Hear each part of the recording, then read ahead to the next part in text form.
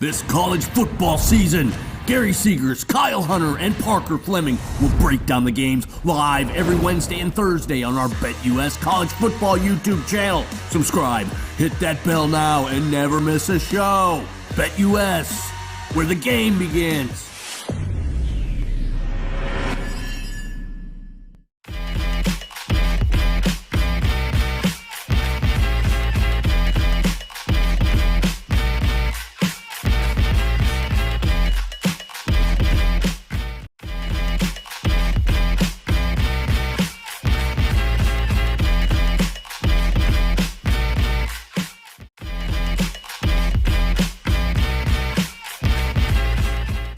This college football season, Gary Seegers, Kyle Hunter, and Parker Fleming will break down the games live every Wednesday and Thursday on our BetUS College Football YouTube channel. The second week of the NFL season is here. Will the Ravens provide us with another thrill? They play host to AFC champions, the Chiefs, and look to avoid 0-2. Our team will discuss this in a moment. They'll go over the games, looking for the best bets and value. And if you're here for the free picks, hang on to your seats for Matt Landis, Las Vegas Chris, and Scott Kellen. Our NFL live show will start in a few seconds.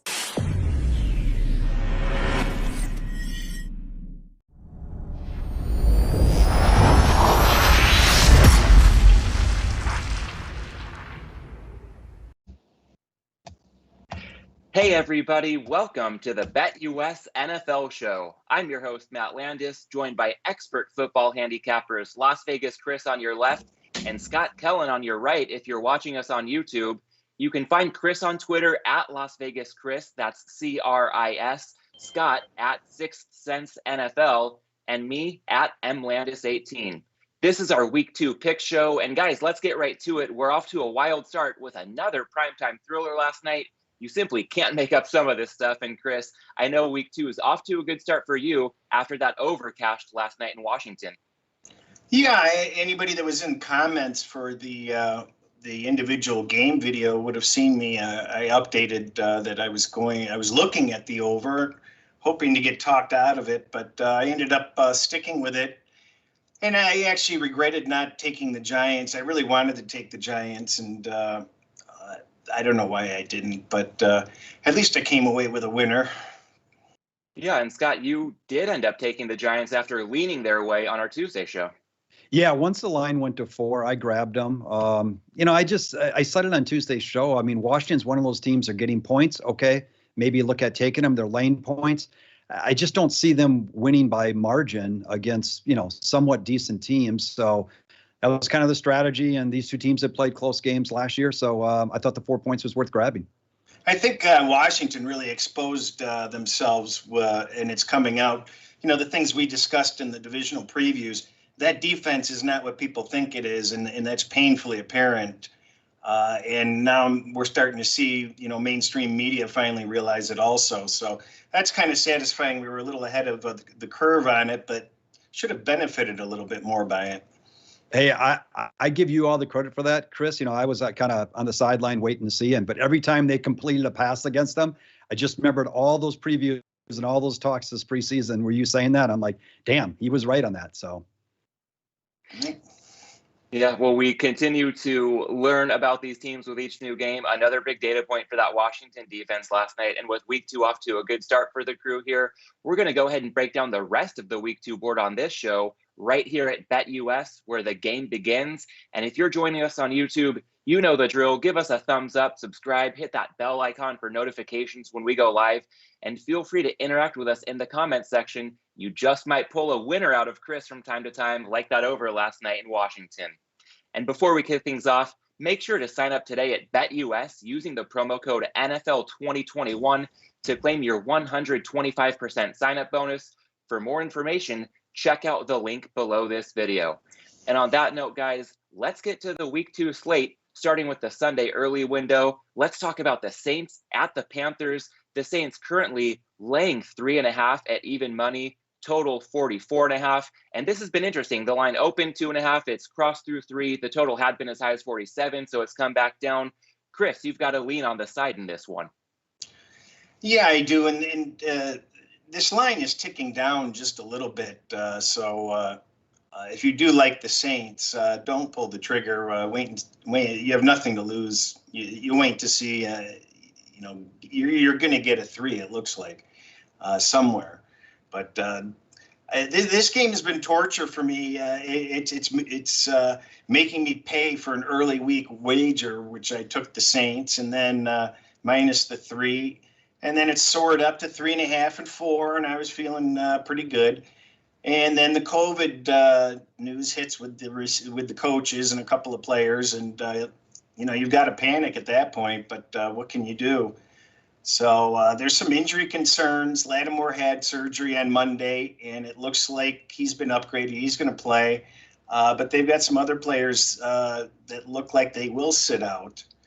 I think we saw last week with the Saints. I mentioned, hey, their defense is the real deal. They've lost some depth, but the core of that team, for the most part, is there. And Thomas isn't playing, but they were used to not playing with Thomas. They still have Kamara in there, and MVP candidate with 5 touchdowns. Winston looks pretty good.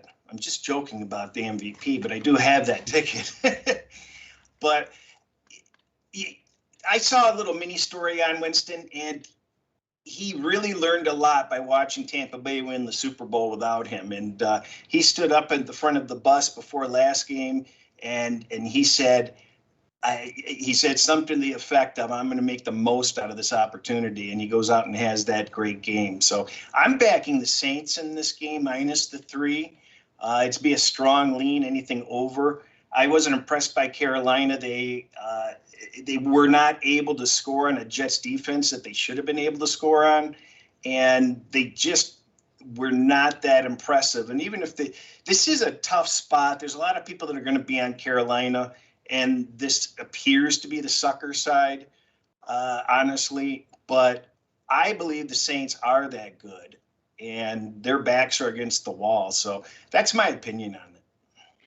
Yeah, well, you touch on Carolina not being able to score much against the Jets, and I was really surprised to see Matt Rule punt on 4th and 6 from the Jets 33. I think he's going to have to be a little smarter than that to hang with the Saints. And Scott, while Chris is leaning at the Saints at the current number, you have a lean the other way. Yeah, I'm leading Carolina, and I'm not making it the best bet because I respect both offensive line, defensive lines for New Orleans, and I could see at the end of the day where they manhandle them, and so I'm a little careful about that. Carolina did show a lot of pressure last week. They actually had the 3rd highest pressure rate, but again, was that just because they played the Jets? That's the difficult thing so early in the season. You don't know if it's the opponent or they made some adjustments, some additions, et cetera, et cetera. So, the other part is Carolina, I think, gave up the 5th most pressures last week. So again, they could be in a long day, against the Saints. So I'm very careful about that. I do have a little bit of value on Carolina, but again, as I've said earlier, my numbers on the Saints and Miami seem to be off. So I'm also treading a little bit careful because of that. I will say the one thing, and I think the Saints are, probably better than most to overcome this, but week 2 road teams that won by large margins in week 1, playing a team who won last week, which is Carolina, they have not performed real well. It's a small sample size. I would never make a play based on that, but it could be letdown, regression, whatever you want to call it. So that's the other reason I'm leaning their way a little bit. But I'm just worried about both lines. So I'm not pulling the trigger because of that, but I do lean their way.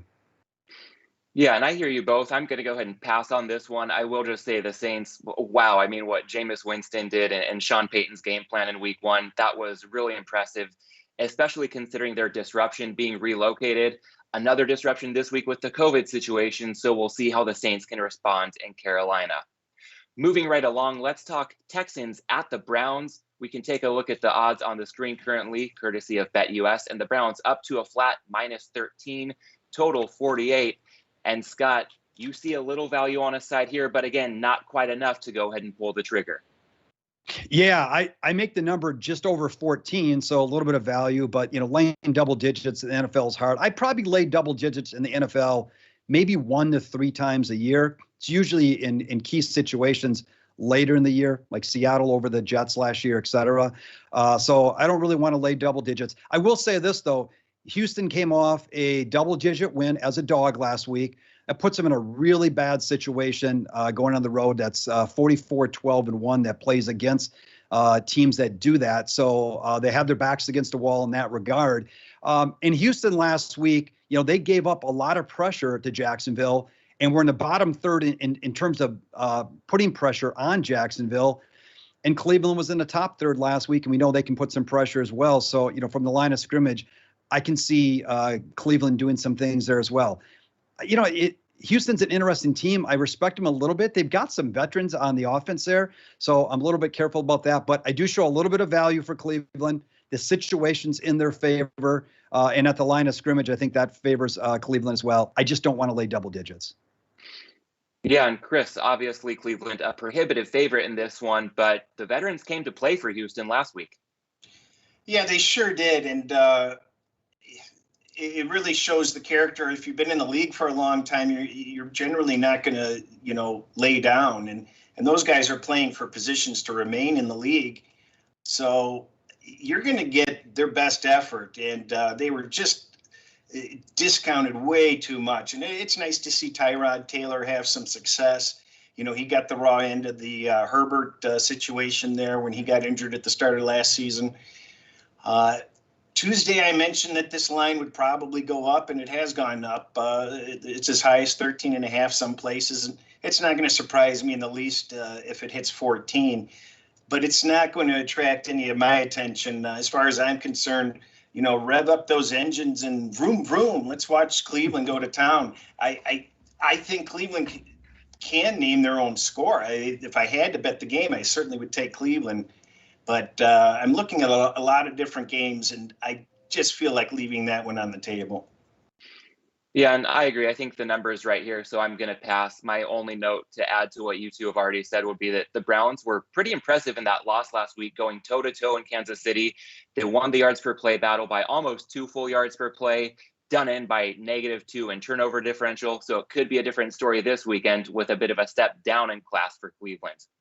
Moving right along, let's talk about the next game on the board, Cincinnati at Chicago. And the Bears were a bigger favorite earlier in the week. They are still favored, laying 2, total at 45. And Chris, this is a case where we might have a teaser in play if only there were another team to pair with the Bengals this week. Yeah, this is just a reminder with the teasers. You really just want to be applying them going through 3s and 7s. The other instances that they're useful are pretty inconsistent. So it just feels like a real wasted teaser leg to take Cincinnati, through the 3 and the 7. And who do you match them up with? But there may be another opportunity. I forget what the other game was. Philadelphia might be an opportunity. So if if San Francisco goes down to the 2.5, there's your teaser of the week, so to speak, considering it's pretty much your only option. But as I said Tuesday, even though Cincinnati won, I didn't upgrade them. In fact, I thought a little bit less of them because they really tried to give that game away last week, and they did a lot of things okay, but they were sloppy. And I just expected more out of Cincinnati. So I think other people saw it a different way. The Sharps have bought this down. Chicago looked really, really bad in parts, but they were still hanging around for a while. And I just think if that line gets any lower, I might just have to pop in on Chicago. I have to do some more research on it. I didn't think I would want to, but I believe that they were thoroughly embarrassed and will put forth their maximum effort. And I kind of look at weeks 1 and 2 oftentimes as teeter-totter situations for mediocre teams to reverse the fortune of their week 1 result. So that's what I'm looking at this point. Yeah, and Scott, while Chris is looking at possibly getting a play on the Bears, you see a touch of value maybe leaning the other way. Yeah, I see a little bit of value on Cincinnati. But Chris hit it. If you want to play him in a teaser and you can find the other leg, and I think Philadelphia is a perfect option. We'll talk about that game later. I think that's a good opportunity. Joe Burrow, throwing out the game he got hurt against Washington last year. The only teams that really have blown Cincinnati out when Burrow has played, Pittsburgh, Baltimore, Cleveland in one game, they lost by 5, but they got a late score in that game. But he's kept his teams in games, kind of, again, speaking to the point from a teaser standpoint. And Andy Dalton last week, he had the second lowest intended air yards per attempt in the league last week at 4.2 yards. So they're not necessarily pushing the ball down the field. The problem for Cincinnati is their offensive line is still horrible. They had the, I think, third highest pressure rate allowed last week. But the Bears didn't put any pressure on the Rams, and so we'll see if they can do that against Cincinnati here. One other note here, Cincinnati ran the ball a fair amount last week. Maybe that's because they were ahead, but they kind of deviated from throwing so much from the year before. Just kind of a side note, I do have a little bit of value on the under in this game as well. And, if they start to run the ball a little bit more this year, maybe there's a little bit of value there. Not playing the game, but I will keep it open in case a teaser opportunity comes into play. I do want to point out that Chicago did an excellent job of stopping the Rams running game last week. So they only gave up 3.2 yards a rush. And, if they can hold Mixon, in tow, then that's going to add some more pressure on Burrow. I think that this is a candidate for the wacky ending game of the week, certainly for the early games. But this just seems like one of those games where you're going back and forth on red zone like we were with Minnesota last week. Sometimes these teams are just they're contagious to results and endings like this, and I just see a great potential for that type of game. Yeah, and with that potential for a crazy end game, I'm going to go ahead and pass this one. The only point I have to add to what you two have already laid out was that it was nice to see Jamar Chase really arrive at the right time for the Bengals after a tumultuous training camp and preseason. So I'll be curious to see if the Bengals can keep that going and possibly end up emerging with one of the more dynamic pass attacks in the league. We can move right along now, and let's talk the Raiders traveling across the country to visit the Steelers. The Steelers have taken on some money lately, currently favored at -6 up to -115, totaled at 47. And guys, we can get to some handicapping points shortly, but we have a question from the chat relevant to this game, and that is asking which win was more impressive in week 1, the Steelers beating the Bills or the Raiders beating the Ravens? Any thoughts from either of you on that front? I'll go. I might not be answering this really the way they intended the question to be asked, but the Raiders for me was more impressive in the sense that they showed some defense and defensive pressure that we were kind of wondering if they would show, and it remains to be seen if they can do that on a continuous basis. But I mean, we knew Pittsburgh's defense was going to show up. Their offense was whatever. They stayed in the game. Their defense is tremendous. But the Raiders really needed to bring some defense, and they did a little bit of that. So to me, that made that victory a little bit more impressive, especially considering the opponent they played. I think it's very close between the two teams, but I give the edge just to Pittsburgh because they did it on the road. They still needed to do some things. They didn't demonstrate the willingness to commit to the run. When they were trying to kill the end of the game, they were still passing the ball.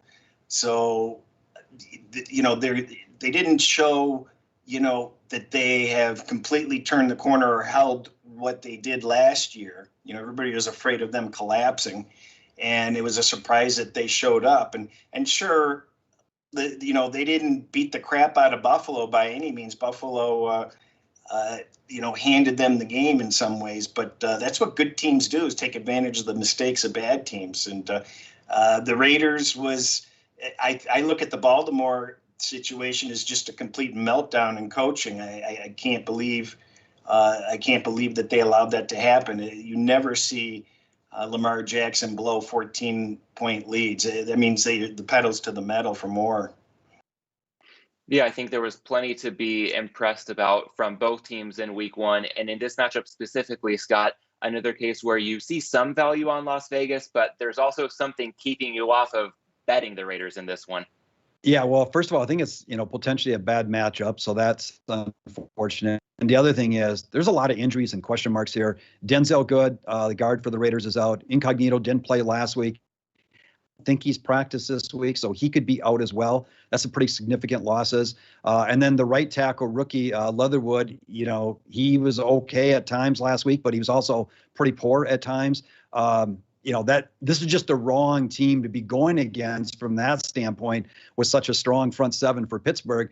And then there's even question marks on the defensive side for the Raiders. Ngakoue might not play. He's been banged up. They lost Gerald McCoy, who's kind of a clog in the middle there. So, as impressive as it was to see some improvement on the defense, there's still some question marks from an injury standpoint. So that kind of keeps me off the game. I think there might be a little bit of value on the under here, though, because if that offensive line cannot perform for Las Vegas, then they're not going to score a lot of points. So we could see this game go under the total. The other thing I would say is Roethlisberger, I think he was 5th worst in intended air yards per attempt last week. So he, again, was not chucking the ball down the field. If they dink and dunk, run the ball, get out to a lead, let their defense control it, the under might have a little bit of value in this game. Yeah, and Scott, building on something you brought up with the Raiders defense, I thought their pass rush looked really impressive on Monday night. And that would have been a mismatch against the Steelers' offensive line heading into this game. But because of some of the injury news you mentioned, I think the Steelers can now key in on Max Crosby. Again, if Yannick Ngakoue is limited or out with that hamstring injury, and we already know Gerald McCoy is going to be out, the Steelers' offensive line might hold them back over the course of the season, but not necessarily so much in this one. And Chris, speaking of that Steelers offense, while it wasn't too impressive against Buffalo, are you expecting any sort of step up this weekend against the Raiders? Well, they better step up because the Raiders gave up 5.6 yards a rush against Baltimore, and if the Pittsburgh Steelers are going to have a running game, they better damn well have one this week. And if they don't, then that's going to make them really one-dimensional going forward, and that's going to limit their prospects, against the better teams.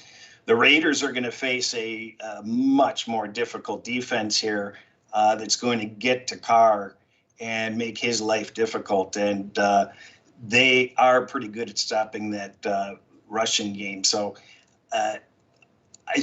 this is a flat spot.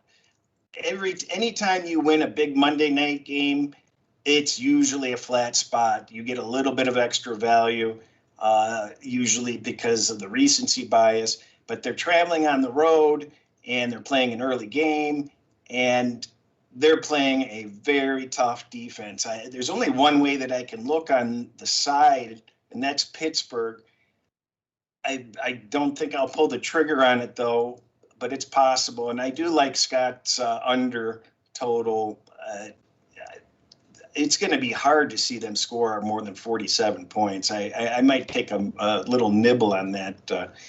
But if Pittsburgh's offense is ho-hum again, it's big trouble. Yeah, I'm with you there, Chris. I could only look to the Steelers, but again, with the point spread being the great equalizer, even though I have the Steelers moving on up after what they showed in week 1, I can only make it a lean because I don't want to need that offense yet to build a big margin.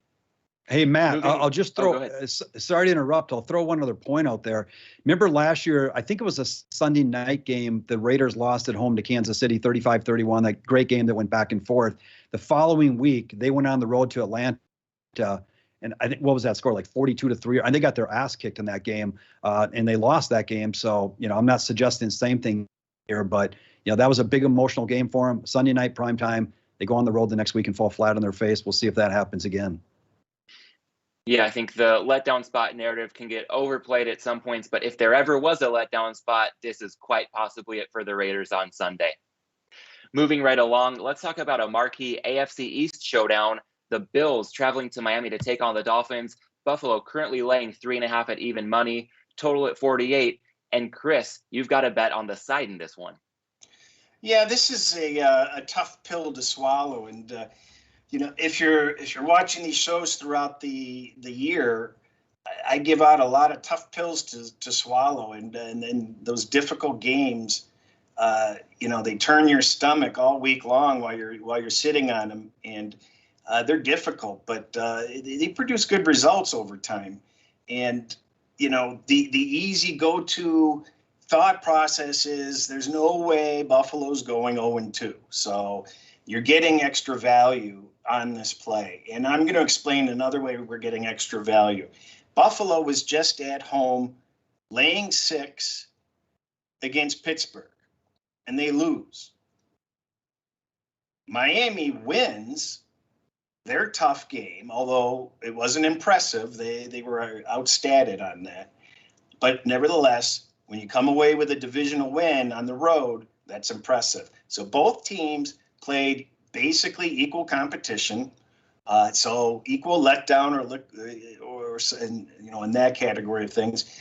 And they come to Miami, and just like Aaron Rodgers had to come down to Florida and play in the heat and humidity, Jones is going to have to, or Allen's going to have to come down and play in the heat and humidity, and the rest of the team, of course. But how is it that Buffalo is a 3.5-point favorite when they were only 6 against Pittsburgh?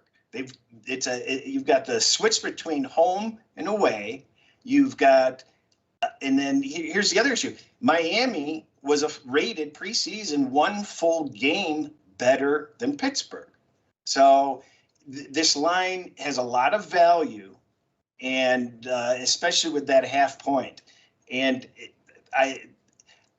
my head tells me it's just disgusting and nauseating to play, but these are the types of plays that you want to be on over the course of time, and they're going to win more often than they don't. Yeah, and one question I have to follow up on the way you laid out the number side of things so well, how much of your handicap will be based around power ratings and some of the numbers you just cited versus some of the matchups in play, knowing that I know you're aware too, Miami, a heavy blitzing team, and that tends not to work out so well against the Bills. So how do you kind of reconcile any differences between the numbers and the matchup between these two teams? Yeah, this is really concerning because the 2 previous games they played the Bills, they blitzed and blitzed and blitzed, and they themselves got blitzed on the scoreboard. So that is concerning. They better switch that strategy because it just doesn't work in this situation.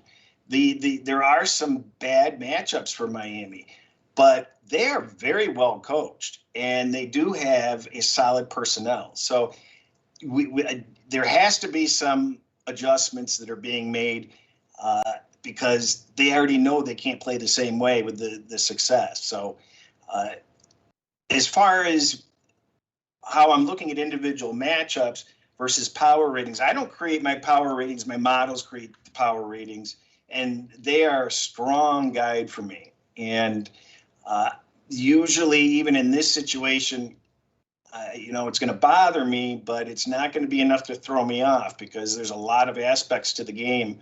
And the other thing in our favor is when was the last time Josh Allen actually had a great game in front of fans?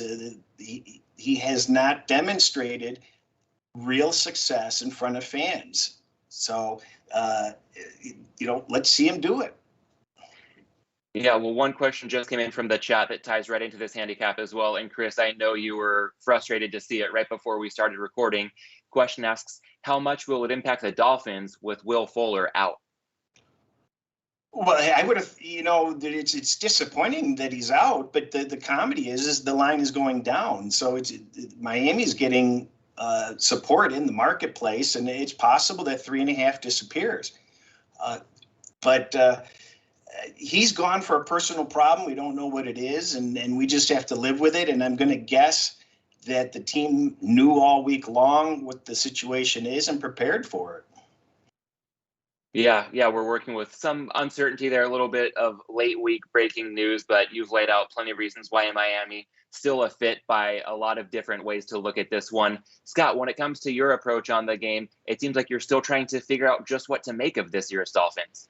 Yeah, my numbers are a little bit off, as I've said before, so I'm trying to get them in line. So it's hard for me to really handicap. I want to add a couple things that Chris on. Let's look at this line from a different perspective. If this game, and let's first of all just assume 3 points for home field advantage, which I know is too high, but the math's easy. That's a 6-point change. So would Buffalo be favored by 9.5 over Miami at home? I don't think there's any way they would be. Even if you say 2.5 points each, It's a 5-point difference. They'd be favored by 8.5 at home. I don't think they would be. So right there, I think this line is too high from that perspective, to Chris's point. The other point Chris said, was that they didn't look great last week, but you gotta, they started the game with a touchdown. I think they came out of the second half with a touchdown. Granted, it was a fumble, but they stopped New England at the end of the game and then ran the clock out. They're doing all the right things that a really good team does. And as Chris said, they're very, very well coached as well. So it's hard for me to handicap because my numbers just aren't right on this. But I think Chris is right, and I would probably only look Miami if I looked anyway in this game. And Miami with Flores as the head coach, it's been home cooking. They're 9-1 at home against the spread. So another feather in their cap so far. Yeah, and Chris, I hear you being on the Dolphins here. I'm going to make it a pass for now. I'm looking at two factors that will really be informative moving forward, and that would be for both teams, the quarterback performance and any regression we might see. When it comes to the quarterbacks, with Josh Allen, you kind of alluded to it, Chris. Is it a case of here we go again with his accuracy? And with Tua, his QBR was less than 40 last week. So while the team won, I would still like to see him make some progress. And I think there's plenty of time for him to do it. I'm just hoping to start seeing that pretty soon. And as far as the regression goes for these teams, I think it could go in opposite directions. Buffalo might be due for some positive regression after just going 1 for 4 in the red zone last week and allowing a special teams touchdown. Meanwhile, the Dolphins, it could be negative regression, but we keep waiting for it. I mean, their turnover luck was off the charts last year. Again, in week 1, they went +2 in fumbles. They also went 2 for 2 in the red zone. So depending on how the quarterbacks perform and what kind of regression we see from these teams, those could really be a couple of X factors on Sunday in Miami. I think we've covered that game pretty well, and we can move right along. Let's talk about the Rams visiting the Colts, and we can take a look at the odds for that game. The Rams currently a favorite of 3.5 at a flat -110, total of 48. And Chris, you've also got a bet on the side in this one. Well, this is your hold your nose special of the week, and this is a tough game. But when you get in these situations where one team just looked amazing and the other team looked the inverse, another situation where you're getting added value in the line. And to people that don't really understand the values of the points, you're talking about the tiniest of percentage advantages that you're seeking out when you're looking at games. There's no NFL games that are 2 and 3 and 4 points off generally. You're looking for a solid half point, 1 point. And it sounds silly, and unimportant to, the layperson, but that's what this is about. It's chasing a half a point or a point. And that's big in certain situations. So here we are around the 3 and the 4 number again, and the fours are available. I'm blind. There are it might bounce back up to the 4, which is an important number. The Chicago Bears had breakdowns in their secondary and left Stafford, pop-ups and made him look really good. But the Rams didn't get their running game going, and they, there's claims that they haven't really touched the playbook because the Chicago game was so easy. But the Indianapolis is a big step up defensively. I have to worry about whether Leonard plays or not. If Leonard and one other person are out, well, that's going to change the game. So we want those guys in. So pay attention to that. I'm on the Colts. And Scott, Chris touched on it. Some of the injuries for Indy are a big factor. Yeah, as he plugs his nose, he might have to plug it a little harder with some of the injury news we've seen lately out of Indianapolis. What do you make, Scott, of the injury reports that we've been seeing? Well, Chris is right. I think it bears watching. So you got right tackle Braden Smith, which probably has a good chance to miss this game. They might get left tackle Eric Fisher back, which would be huge. But if he's also out, that's going to be a problem. As Chris said, Darius Leonard probably out. And then remember, Xavier Rhodes, their cornerback, is out as well. He missed last week as well. So those are things to all look at, kind of factoring all that in there. And I can't remember if my number factored Leonard in or out, so I'd have to go back and look. But I make the Rams about just under a 3-point favorite. So there is a little bit of value here, I think, potentially with Indianapolis.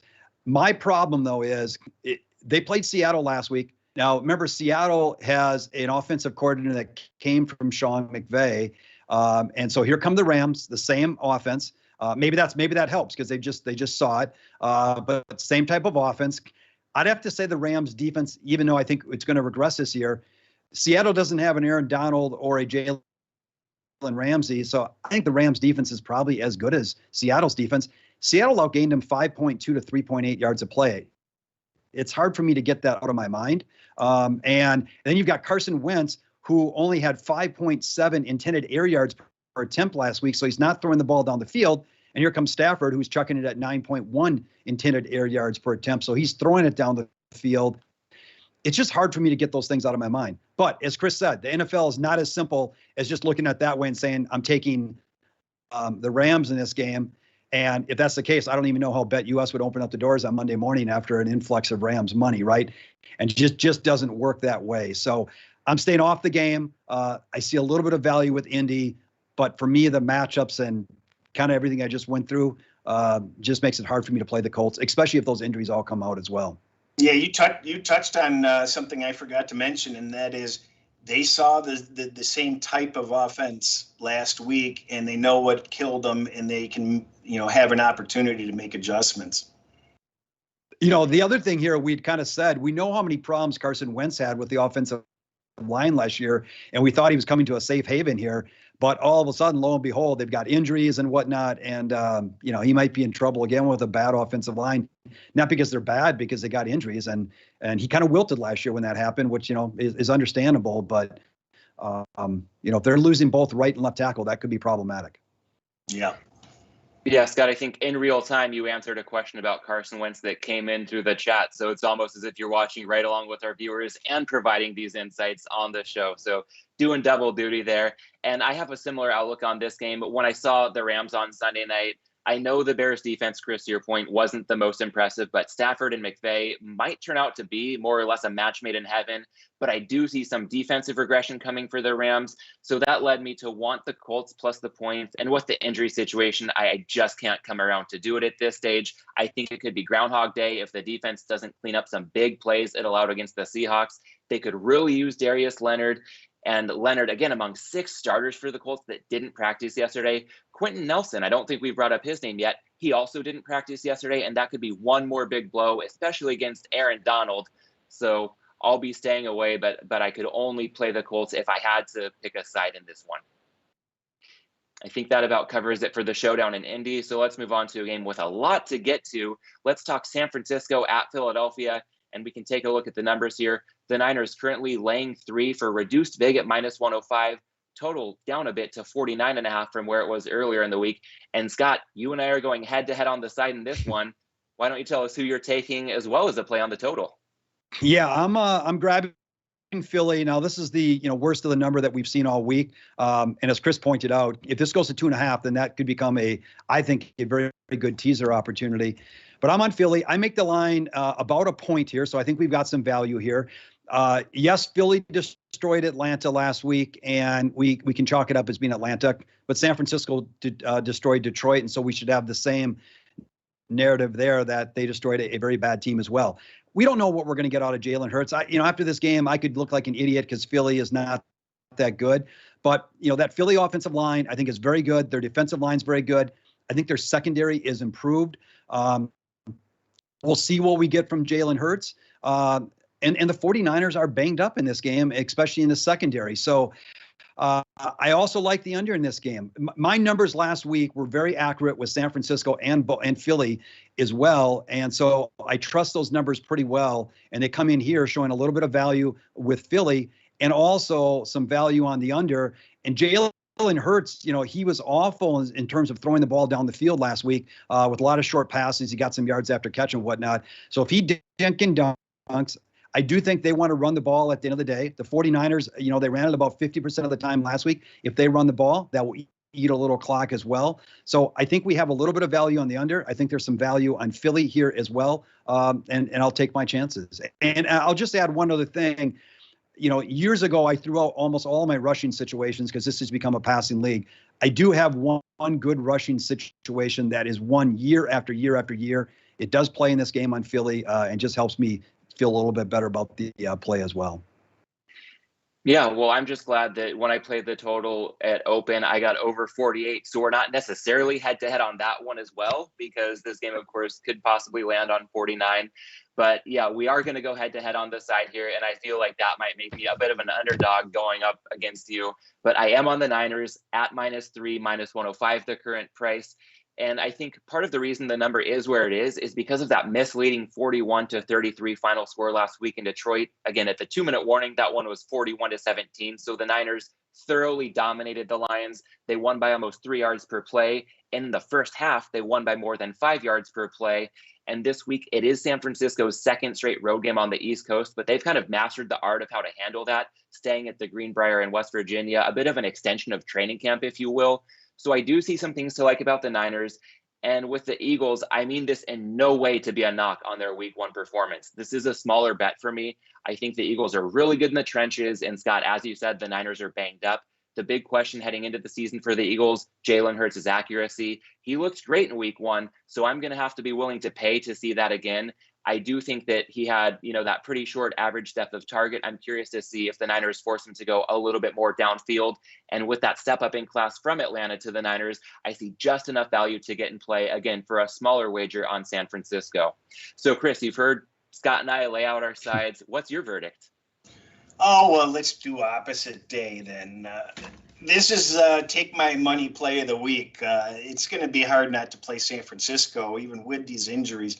I respect the Philadelphia offensive line. They're healthy for the first time, and it's good. It's a good offensive line.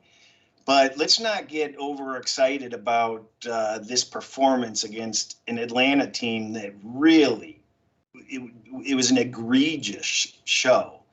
They didn't. I was listening to a part of an Atlanta podcast this morning, and the guy that was running it commented that they never changed their defense. They just allowed Hurts to do, a zone read the entire time and never mixed it up on him, which is, even to him, he's like, it's just absurd. How do you not make any adjustments? So he basically just had his free reign to do whatever he wanted to do. And the Atlanta defense, isn't remotely in the same neighborhood as San Francisco's defense, even when they're banged up.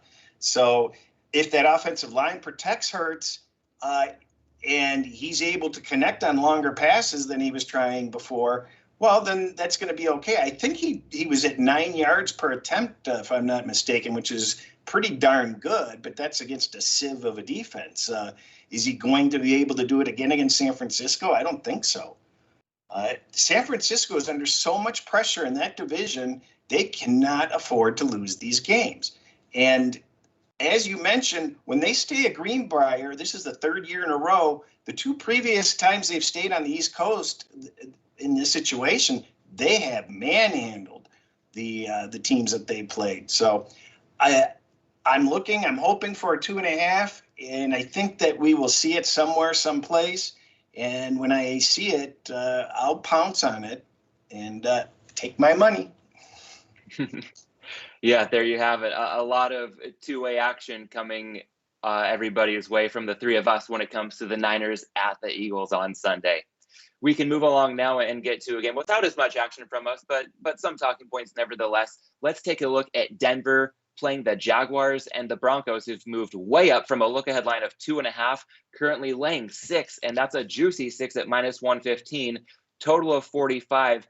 And Scott, this might be another case of seeing some value on a side here, but not being in a spot where you're comfortable pulling the trigger.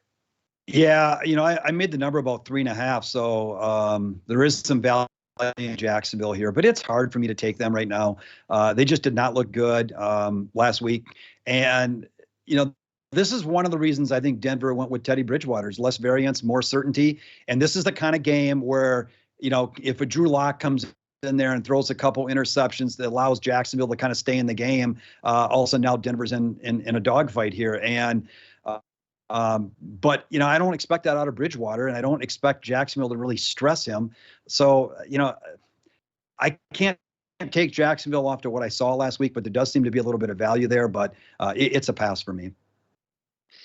Yeah, and Chris, what do you make of this one? It's been quite the line move again from 2.5 up to Denver -6. Well, I think the Giants doing much better yesterday makes you wonder. It makes that Denver victory look a little bit better. Obviously the Giants shot themselves in the foot last night in the end and settled for too many field goals, throughout. But they did enough to show that they're not a complete doormat. But can Denver win as a favorite on 2 straight road games to start the season? This is a situation where you become a numbers guy sometimes, and nobody wants to bet Jacksonville. Nobody understands Jacksonville. This is another situation where you're getting at least 2 points of value, minimum, and you're not going to get 2 points of value in another game the rest of the season, I don't think. This is it. So what do you do with it? Do you suck it up and, run up to the counter, nauseated, here's my money, and run to the bathroom and get sick? I don't know. But the only way I could play this game is to take Jacksonville, and I may just play Jacksonville just on the principle of a home dog, week 2 of the season, getting 6, and it just seems like way too much. Yeah, I think this one's a test of the adage that teams are rarely as good or bad as they look. And to your point, Denver's win in week 1 looks even better with how the Giants showed last night. And Jacksonville was a dumpster fire in Houston. So I can only lean one way, and that would be to take the 6 points, but I just can't bring myself to put money on it at this point. I think that pretty much puts a bow on the Broncos at the Jaguars. So let's talk about another AFC East showdown taking place this week and dive into the Patriots traveling to New York to take on the Jets. New England currently laying 6, total at 43. And Scott, you make the number a little bit more than a touchdown for the Patriots, but it sounds like it might just be a lean at this stage. Yeah, I make the number close to 7.5 here. So I got some value here with New England. I think this is really a matchup kind of made in heaven for New England here. Great offensive line. The Jets obviously lose their left tackle last week, so their offensive line is decimated. They gave up the most pressures last week as far as a pressure rate. So this is just tailor-made for New England. New England, I think, potentially has a better defensive line or front 7, and they have a huge advantage in the secondary. So to me, Mac Jones should be able to really throw at will, if you will, with a game plan that's set up by the run. Yeah, the Jets can stop the run a little bit, but I still think they're going to have success running the ball and then allow Mac Jones. And again, it's not just receivers. He's got those tight ends running down the field. To me, this is just a perfect matchup for New England in this game. I just don't see the Jets generating enough offense here to win this game. Am I laying 6? No, I don't want to lay 6. But I think New England's the only play for me. It's a lean for me to New England. Yeah, and I'll go ahead and make it a bet at -6, and I'll note that -6 would be my price ceiling, and even at this number, it might be a reduced wager amount at that, because this one has moved 2.5 points from the opener earlier in the week. The best of the number, therefore, is gone with the Patriots, but not all points are created equal. I mean, if we go from 2 to 4.5, that's a much bigger 2.5 point swing. So again, I do see a smidge of value on the Patriots at this number. And building on what you laid out, Scott, I'd like to also say that the Patriots easily could have beaten the Dolphins last week. I think this number would be at least a touchdown if they did so. New England 1 yards per play soundly. In the red zone, they only went 1 for 4, whereas the Dolphins went 2 for 2. So in twice as many red zone trips, the Patriots only came away with half as many touchdowns. New England also went -2 in fumbles. And one thing I like about them for this week, in week 1, the Patriots had possession for almost 37 minutes. And their defense was on the field for less than 50 snaps if we exclude kneel downs at the end of the game. So they should be fresh for their matchup with a rookie quarterback plus a rookie head coach. And looking at that Jets offense led by a rookie quarterback, they only managed a paltry 4.2 yards per play against the Panthers last week. And that includes a 10-play, 93-yard touchdown drive after the outcome of that one was largely decided. Zach Wilson was sacked 6 times, and now without Mekhi Becton at left tackle as last year's first-round pick, to your point, Scott, the Patriots could really get after Wilson on Sunday. Overall, laying the road chalk, not my MO, but value's value, and I still see just enough value on New England to get in play at the current number, given some matchup edges almost across the board. Chris, am I falling for the banana in the tailpipe with this one? Sold. You sold me on it. No. You know, my former partner always said, you know, he wanted to write a book, How I Turned $1 million into 5,000. And the Denver and New England situations are, you know, fit the perfect mold and to fit how that book would turn out. And you're just not going to get rich in the, you know, betting New England and Denver type of situations. And boy, you know, the more we talk about this, New England should roll. They absolutely should roll. Belichick destroys young quarterbacks. And as I said in the divisional previews, I like New England. I think New England could win the division. And I can't, and it's frustrating because I couldn't bet them week 1. And I don't think I can bet them here.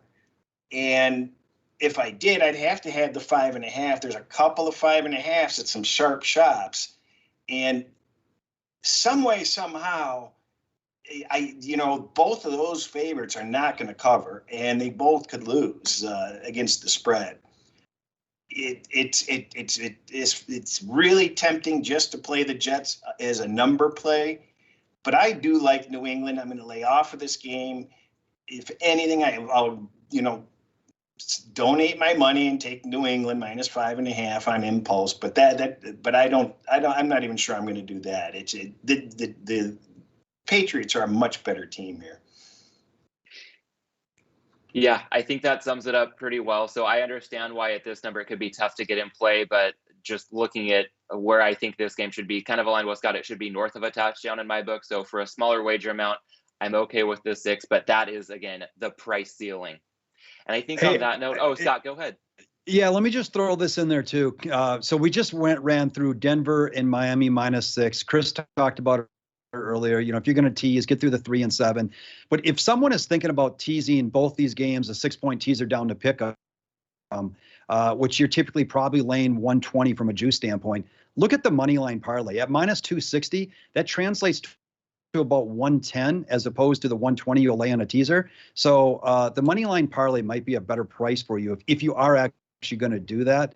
And Chris already talked about a lot of reasons to probably not do that. But this is one of those situations where, you know, money line parlay might be a little bit better value than a teaser if you're going to do that. It is going to be cheaper than a teaser. So if you like both of those teams and you can't control your urges to tease those, then you do want to parlay current numbers.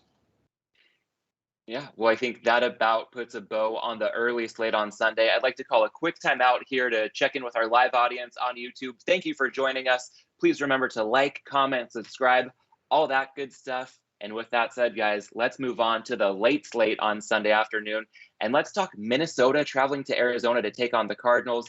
This line is down to 3.5 and the total at 50.5. Chris, this might be one of the classic overreaction spots of the week on both ends. Yeah, I think we're in another situation where you've got a team that is rated a little bit higher than they were coming in, and another team that's been downgraded by many, and we're getting extra points again. And I played this at +4. I don't like it, but you just have to do it. But it's not as bad as the other games. I think the Minnesota's got a lot of weapons, and I don't know. We mentioned Cincinnati may be undervalued at the start of the season. When Cincinnati's healthy, they just can't afford to lose anybody. If Cincinnati stays healthy, they're going to be the team you saw last week. So it's not like Minnesota lost to garbage or anything. I mean, for gosh sakes, and Cincinnati's getting all the money in Chicago. So it was a difficult situation for them. They came out of the gate slow, and they have veterans top to bottom, veteran coaches.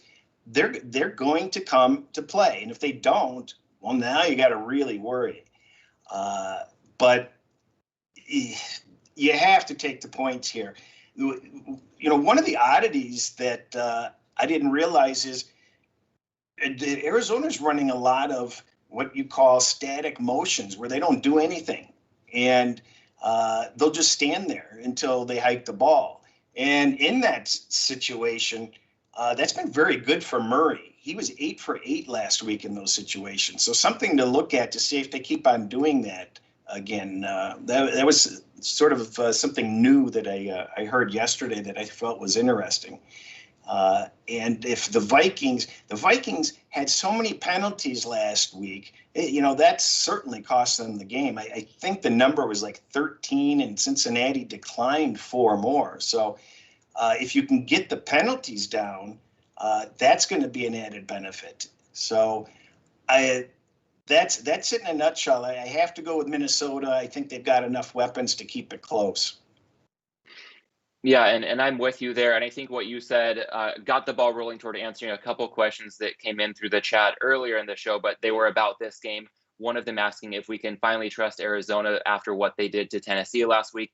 And the other with the Vikings noting it's almost a reflexive play for a lot of bettors to take the points, but with some of their injuries, is there some concern or are we looking at this objectively enough if we're taking the points with the Vikings? And I totally understand that point. But I am indeed on Minnesota plus the points as well, Chris. And I think we might have seen this number come down a tick just since we started recording, because I think it was +4 very recently at BetUS. That said, even at 3.5, I think getting more than a field goal here is fair game for something on Minnesota. Again, it is a classic overreaction spot, but I do have some concerns to the point of, I think Birdie asked that question. And with the Vikings, not only some injuries on defense, but a case of possibly, where there's smoke, there's fire, with some locker room turmoil that could be going on there. And with the Cardinals, it wasn't just a big win last week on the scoreboard. They were legitimately impressive on both sides of the ball. I mean, Kyler Murray was electric with 5 touchdowns in total. Chandler Jones on the other side of the ball, a game wrecker with 5 sacks. But Chris, similar to your point of view on the Buffalo-Miami line, I think we're still seeing too big an adjustment here from the Cardinals, +3 in Tennessee, to now laying more than a field goal at home to the Vikings. Even if we account for home field advantage, that implies that the Titans are almost a field goal better than the Vikings, and that just doesn't mesh with me. So I do think even a little bit shorthanded, the Vikings defense could provide more resistance against Kyler Murray in that Cardinals offense this week. On the other side of the ball, the Cardinals do have plenty of playmakers on defense, but they're a bit vulnerable at cornerback, and that could be troublesome with the Vikings having that dynamic duo of Justin Jefferson and Adam Thielen to capitalize. So, Chris, to steal your line from earlier in the show, this would go down as my plug your nose and go to the window play of the week. Scott, I know you see. Go ahead, I think Chris. it's the candidate for the afternoon wild finish. I look for this to be a barn burner. It should be. Yeah, and catching more than a field goal in a game that might be a coin toss down to the wire seems to me the way to go. But, Scott, what do you make of this one? I'm showing a little bit of value on Arizona and actually the under here. But to the points you guys made, you got to figure Minnesota comes guns blazing, and they've got a very good coach. Minnesota last week, they gave up the 4th highest pressure rate. Arizona came with a 5th highest pressure rate against Tennessee. Let's see what happens in this game. Kirk Cousins is a bit of a statue back there. So if they are putting pressure on him, and we all of a sudden find out that Arizona's got somewhat of a pass rush, which can help protect that secondary, because I agree with you on that, then this still could be a little bit problematic. But it is a lot of points. If I was going to look at Arizona, I'd have to get it down to at least 3 and maybe even 2.5 before I'd really feel comfortable. Because to Chris's point, this could be a back and forth game, and every point could really matter. Every half point could really matter. So it's no play for me. Because I'm a little worried that Minnesota will come very, very focused. And, at least their front 7 should be pretty good this year. We'll see about the secondary, but I need to see a little bit more out of Minnesota. That was a pretty disappointing effort in my mind last week as well. Yeah, well, we've got a couple bets on the Vikings here, and Scott, I hear you at least leaning the other way. So I think that puts a bow on Minnesota at Arizona. Let's move on and let's talk an NFC South showdown. Atlanta traveling to Tampa Bay to take on the Bucs, and the Bucs a 12.5-point favorite. Total currently at 52. And Chris, I see your note here, mediocre dessert. Why don't you go ahead and elaborate on that? You know what? This is just one of those matchups where, we love football and all, and there should be a lot of scoring and carelessness and freewheeling play. But do you really need it? That dessert, that's just kind of mediocre. You don't really need it, so you're like, forget it. So that's where this game is for me. I can't bet this game. Atlanta was the banana in the tailpipe play last week, and I have to wait to see something from them. It was incredulous that they actually released an injury report with no names on it. Nobody on the injury report. How do you play that bad and not make up names to at least give yourself some excuses? Or does that demonstrate that nobody made enough effort where they could possibly get injured? Because it's got to be one or the other. So I just found that just hilarious to see no injuries. Well, yeah, because you're not playing hard enough. Jesus. So I don't want to waste any more time on this game. It's a hard pass for me. Yeah, same here. I'll note that, to your point, Chris, Atlanta's still looking for its first touchdown of the season. And on the other side of the ball, the defense was the second worst in the league per Pro Football Focus entering the season. We didn't see any signs of improvement in week 1. And Scott, that could make up for a tall task against an explosive Bucs offense. Yeah, there's not a whole lot to say here, Matt. If I was supporting Atlanta or something, maybe it'd be worth going into as to why. But we all know what the matchups here are. Defensive line, offensive line. They got manhandled last week. They could get manhandled with the same Tampa Bay team as well. So I do have a little bit of value on Tampa Bay, but I'm not laying, again, double digits here. But to Chris's point, we got to see something more out of Atlanta, because that was just an awful effort. And Matt Ryan was horrible in terms of intended air yards per attempt last week, which is just, it's unbelievable. And especially bringing Arthur Smith in there. I mean, again, maybe it takes a little while for them to get that thing going and whatnot, but I'm not playing Atlanta, and I'm not laying double digits. It's too bad Atlanta didn't have an opportunity to draft a quarterback. Oh yeah, they did. They let New England have them, morons. God. Yeah, a couple of teams passed on Mac Jones after Atlanta to let him fall to New England. But we've got, a hard pass across the board on this one. So we'll keep things moving right along. And let's talk about possibly a more intriguing game from a betting standpoint. And that would be Tennessee traveling to the Pacific Northwest to take on the Seahawks. Spread currently Seattle laying 6.5, total way up there at 54. And Scott, that's an interesting total to see perhaps after Tennessee had some pretty head-scratching play calls on offense last week. Yeah, and I'll say this, they obviously got their doors blown off at home last week, and teams that lose by 24 or more points like that do tend to go under at a pretty high rate the following week. I'd really need to see this total go up a little bit more for me to be confident to play the under. But there is a pretty good situation that does play to the under. The other thing that's just very noteworthy, Ryan Tannehill really did well when Arthur Smith was there, and that was all predicated of a lot of play action and whatnot. Looking at two different sources last week, so I don't know which one's accurate. I've seen that they only had one play action pass last week, and I saw another one say 5. But whatever the right number is, it's a very, very low number. And you have to question that. We talked about, and you kind of brought it up in the preseason, Matt, about Tannehill maybe regressing a little bit for other reasons. But man, if they're not instituting, some play action in that offense and whatnot, you got to really question how effective he's going to be. And they gave up the 3rd highest pass pressure rate last week. Maybe again, that's Arizona's defense. Who knows?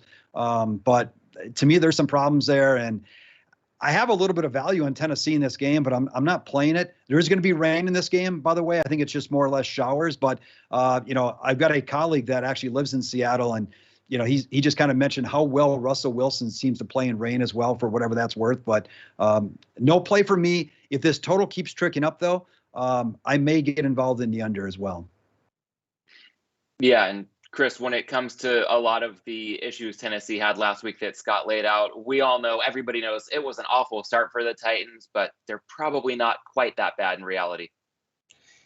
Well, Scott, I don't like to step in front of streaks, and Tennessee is 10-0 to the over in a row. So you can only lose once betting with the streak. But I'm not much of I don't have much interest in that total, quite frankly. This is another game where I want to wait for my metrics to settle in. And both of these teams, Seattle's always difficult for me, but Tennessee I usually do well with. So I'm looking forward to week 3 or 4 where I start to get some data in that I can process. If this line gets to 7, however, I'm going to jump in for sure. So I believe it's a game I want no interest in. So I don't want it at the 6 or the 6.5. But if you give me that 7, I'm going to take it. Yeah, fair enough. And in terms of what I'm looking for here, it's a pass for me. But if it touches a full touchdown, then it's going to be hard not to get in play as well, Chris. I think with that Titans offense, Scott, you touched on it. I saw that per Warren Sharp, the Titans only ran play action on early downs 5% of the time last week. That was less than 1/5 of the NFL average and less than 1/12 the Titans' own average last year. So there's some interesting context there. Perhaps a bit of an indictment on the first game for new offensive coordinator Todd Downing. I hope he can make some adjustments to get this offense back on track because the Titans can be really fun to watch. And from their defense, I'm hoping to see any signs of life because I do think they're a much better team than they showed last week. So pretty eager to see that potentially coming out of the Titans. As far as Seattle goes, they had an outstanding game plan in week 1 to maximize their offense. And we saw some pretty optimal game planning early last year as well before they pulled the plug on that optimal scheme.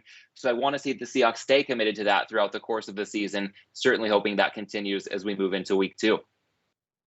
I think that pretty much wraps up the Titans at the Seahawks. So let's move on to another Sunday afternoon game. In fact, this would be the last Sunday afternoon game going in rotation order. And this should be a fun one. The Cowboys at the Chargers. Currently, the Chargers a heavily juiced -3 total. Again, up in the stratosphere at 55. And Chris, you seem a little suspicious about the Chargers being such a popular side over the course of the week. Yeah, I've been going back and forth on this game. Dallas is off their 10 days rest and seemingly could have won against Tampa Bay. And but they're getting hit with these injuries again, and they just can't avoid it. The Chargers, they're getting all the love. Everybody's getting behind these Chargers. And, hey, you've got to prove yourself a little bit before I'm going to buy it. But I don't know what to do with this. Everybody jumped all over this over. I instinctively just want to bet the under based on that. But realistically, the San Diego should be able to score at will. And Dallas, while they're hurting a little bit, they've got enough wide receivers, and they've got all the tools to score themselves. So instinctively, I want to bet the under, but I won't. And if that the 4, if there is a 4 popping up on Dallas, I might take a 4 just for a taste, but I think I'm going to just leave this game alone. It's just too early in the season, and I want to rely on metrics and not how I'm processing it. So. Yeah, fair enough. It's okay to pass on games where there's a lot of, different variables in play that could indicate the outcome going any which way. And Scott, how do you view this one? Well, I'm kind of with Chris. I was trying to find just reasons to take Dallas in this game. You kind of have in your mind the Chargers. We know in the past how horrible they've been as, laying points, and they've been great taking points. And so kind of have that mindset. And Dallas, pretty good offense. But, after kind of accounting for the injuries and whatnot, I make the Chargers about a 3.5-point favorite. I made the total about 50, just under 57. So, I'm not playing over, but I can't play under. And the thing just again, going in last week, and so it's only 1 week's worth of data, so it's hard to really account for it. But Dallas, second worst pass pressure rate last week. Chargers were very good in handling the pressure rate. They were 5th best. And then you swing it the other way. Dallas put almost no pressure on Tampa Bay. They were like the second worst in pressure. And the Chargers generated about the 5th highest pressure rate. So if the game is played that way at the offensive defensive line, it could be problematic for Dallas. And that's enough to kind of keep me off Dallas. And that's what I kind of keep seeing. So it's hard for me to play it. I'm going to be very intrigued. I think it's a fast track. Could be a lot of points. But no play for me. And, the line seems to be about right now. And you mentioned, they had trouble with the pressure, and now they've lost their best defensive player. So it just makes it really tough to step in here. And people probably are aware, but right tackle Leo Collins suspended now. They do get Zach Martin back, but to your point, Chris, it's injuries, suspensions. It's just happening all over the place and continues to happen for Dallas as well. Yep. Yeah, and that kind of answers in part, I think, a question that just came in from the chat about Cowboys fans taking last week as a moral victory. I'm sure not all did, but some certainly may have. And the question asks, should they have taken that as a moral victory? And I would say at the time, I would totally be on board with that. I think Dak Prescott had some resoundingly positive answers to any questions about his health. But like you guys just touched on, with some injuries coming up heading into this game, I think that probably gets any, moral victory sense from last week, pretty far out of their minds. One more thing I'll add for this game. It's the Chargers' first game at the new home stadium with fans, and I think it might as well be, we could call it their first road game at their new home stadium, because this is probably going to be an awfully pro-Dallas crowd. Yep. Hey, yeah, and Matt, it's an outstanding question, because I was thinking that as I was watching the game, and then the days after that game as well.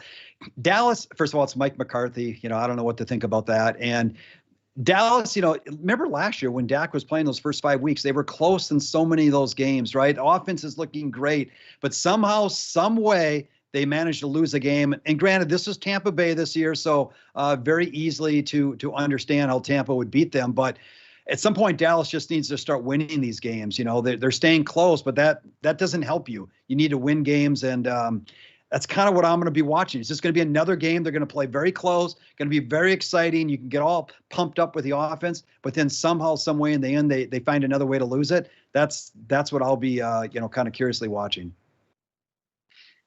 Yeah, good point. Well, I think that's an appropriate note to end it on for the Sunday afternoon slate. And we've just got 2 games to go. So let's move on into primetime Sunday Night Football. The Chiefs flying across the country to take on the Ravens. Currently, Kansas City, a 3.5-point road favorite. That's juiced at -115. Another high total, 54.5. And Chris, you're not alone in wondering what to make of that Monday night game, even though it was a few days ago. Still tough to know what to make of that Baltimore performance. Yeah, I've got no clue. I mean, I was happy to see the coach. Apparently, he duct taped the football to Lamar Jackson all week and made him carry it around like a baby in health class. But I'm just joking, of course. But just awful. They never blow those leads. We already talked about it. It was just sickening. You knew at the half when they only had a 4-point lead, you were in for some trouble. This line is off also, and this was a -1 look-ahead line. It's up to 3.5. It's up to 4. It's actually up to 4 in a lot of places, and you blindly are supposed to take Baltimore in this situation, and it just feels like a loaded gun that you're spinning, that you're supposed to win more than not, but there's one bullet in there, and Kansas City could be that bullet this week. One thing that I was kind of looking at was, and I don't do a lot of totals, is maybe the under in this game, just because Kansas City's goal has been to keep their defense off the field. And what they want are long drives. They know they can score quick if they have to. We saw it in Cleveland. So they're intentionally slowing the game down. I think they were 28th or 29th in pace of play last week. And things worked out just fine for them. So, why are they going to change anything?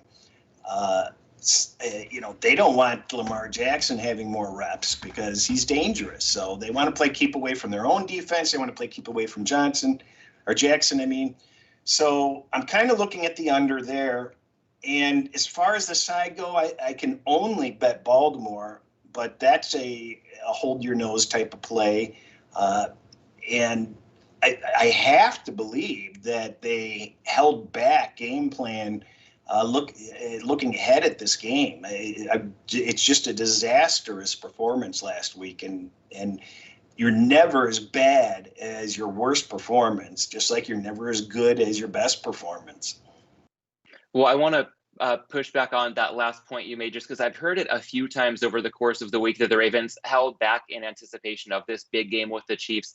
But at a certain point, it's never worth it to hold back good plays at the cost of winning a game. And so, Chris, as a professional bettor, I would love to get your take on that kind of narrative. I mean, there might have been some merit to it early on, but would the Ravens really have held back that much to jeopardize and in fact, ultimately lead to a loss on Monday night?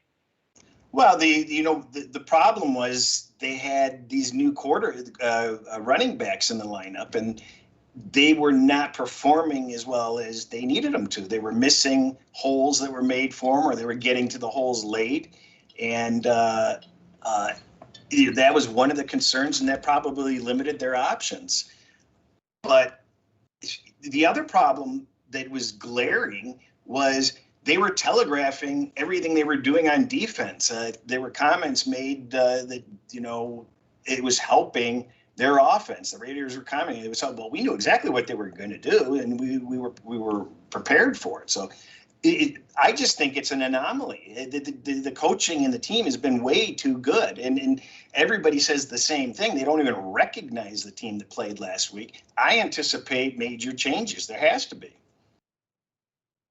Yeah, certainly looking for some improvement out of Baltimore, although it is a tough spot given the Monday night overtime loss flying back home across the country. And Scott, not just the situation with the timing involved this week, but some injuries creeping up for the Ravens once again. Yeah, man, the bad news just keeps coming. It looks like left tackle Ronnie Stanley is probably going to be out. That's a pretty big blow for them. They may get Jimmy Smith. They're still going to be without Marcus Peters in the secondary. They may get Jimmy Smith back this week, which would be badly needed. So hopefully that happens. And I agree with Chris. That loss was a very uncharacteristic loss. And I made the number 55 in this, but listening to Chris there, last year 34-20. I think that was a Monday night game. Kansas City goes in there and wins. And let's look at it from this point. As Chris said, Kansas City maybe wants to slow the game down, run the ball a little bit. If Baltimore is operating efficiently, they're going to take time off the clock and run the ball. If they're not operating efficiently, which means they're not moving the ball, they're punting, which means Kansas City's probably ahead and maybe again trying to take time off the clock and move the ball down the field methodically. So there's a lot of scenarios here where I can see the clock eaten away. And I had Baltimore in that game last year. And let's remember, Baltimore was laying 3.5 or something like that. And lost the game 34-20. Now you're looking at about a 7.5 point adjustment. That's pretty severe for two teams that I don't think are that much different. Yes, there's been injuries with Baltimore and whatnot. The one thing I do remember, though, two things actually, is Baltimore likes to blitz, and Mahomes, he eats breakfast, lunch, dinner on blitzes. So we'll see what happens there. The Kansas City offensive line, a little bit of a question mark yet. But the other thing I remember in that game, having Baltimore, once they got behind, they just could not move the ball through the air, and you're almost done, and it's just hard to take Baltimore if they can't stay in front or close where they can operate their offense the way they intend to and want to.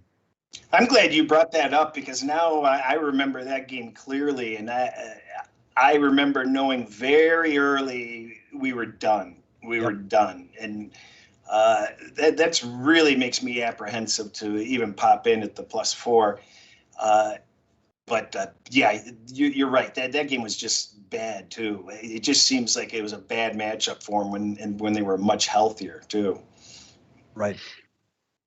Yeah, well, sometimes even when the numbers might indicate something, again, like we touched on earlier, the matchups can mean something else entirely. So a lot of intrigue to see how this one plays out on the field with the Chiefs taking on the Ravens on Sunday night. One more game to go this weekend, so let's hit it, guys. Detroit at Green Bay on Monday night. The Packers a big favorite, laying 11, total at 48.5.